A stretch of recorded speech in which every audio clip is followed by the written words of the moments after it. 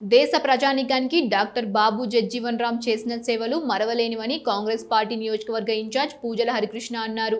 సిద్దిపేట జిల్లా కేంద్రంలో బాబు జగ్జీవన్ రామ్ జయంతిని కాంగ్రెస్ నాయకులు ఘనంగా నిర్వహించుకున్నారు. కార్యక్రమంలో భాగంగా సిద్దిపేటలోని బాబు జగ్జీవన్ రామ్ విగ్రహానికి కాంగ్రెస్ నాయకులతో కలిసి ఆయన పూలమాలలు వేసి నివాళులర్పించారు. అనంతరం కాంగ్రెస్ నాయకులతో కలిసి ఆయన మాట్లాడారు. మంత్రిగా, ఉప ప్రధానిగా దేశానికి ఎంతో సేవ చేశారని గుర్తు చేశారు.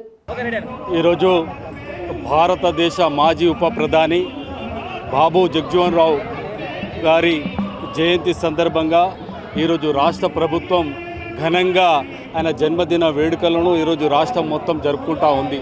అందులో భాగంగా సిద్దిపేటలో కూడా ఈరోజు అధికారికంగా మరియు కాంగ్రెస్ పార్టీ శ్రేణులంతా కలిసి బాబు జగ్జీవన్ రామ్ జయంతిని ఘనంగా సిద్దిపేటలో నిర్వహించడం జరుగుతూ ఉంది.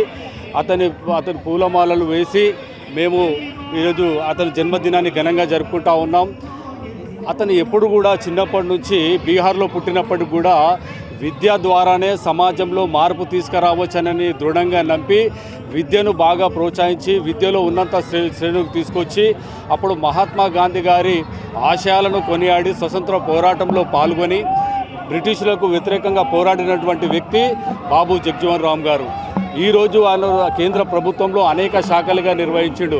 రవాణా శాఖ మంత్రిగా, వ్యవసాయ శాఖ మంత్రిగా, రక్షణ శాఖ మంత్రిగా ఎన్నో శాఖలు నిర్వహించి భారతదేశంలో సమాజంలో హక్కుల గురించి పోరాడినటువంటి గొప్ప వ్యక్తి బాబు జగ్జీవన్ రామ్ గారు.